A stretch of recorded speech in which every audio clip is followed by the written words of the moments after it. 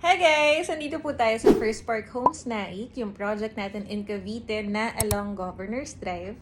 And ito rin po yung project natin na closest to Antero Soriano Highway.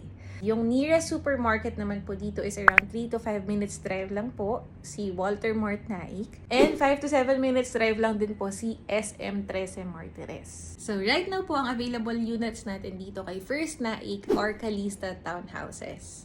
So, yun po yung pinaka-best-selling unit natin dito kay First Park Homes kasi nga naman, fully finished po ang ating mga units dito kay First, meaning hindi nyo na po kailangan gumastos for the flooring, ceiling, partition, hand railings kasi lahat po yun kasama na sa turnover natin. Even yung gate tsaka fence, included na po sa deliverables natin. So, hindi na kayo gagastos ng additional para magpalagay ng gate at fence. Aside from that, expandable din po lahat ng units natin upon turnover. Pwede po kayong mag-expand. If ever kailangan niyo ng additional space, hindi na po kayo bibili ng isa pang bahay. Expand na lang. Also, all-in total contract price din po tayo. All-in TCP. Anong ibig sabihin? Lahat po ng kailangan yung bayaran sa pagbili ng property, like title processing fees, home loan charges, mga miscellaneous fees, government fees, yung mga kailangan bayaran sa gobyerno, lahat yun guys, included na sa TCP natin.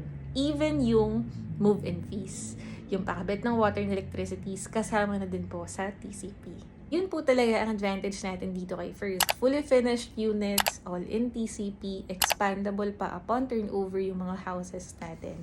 And aside from that, hindi po tayo retail housing loan. Tayo po ay developer-assisted housing loan. Para po sa mga walang idea, si company po ang mag-a-apply ng home loan nyo on your behalf. So, sobrang advantage talaga siya kasi less hassle na po on your part as the buyer, especially kung OFW kayo or busy kayo.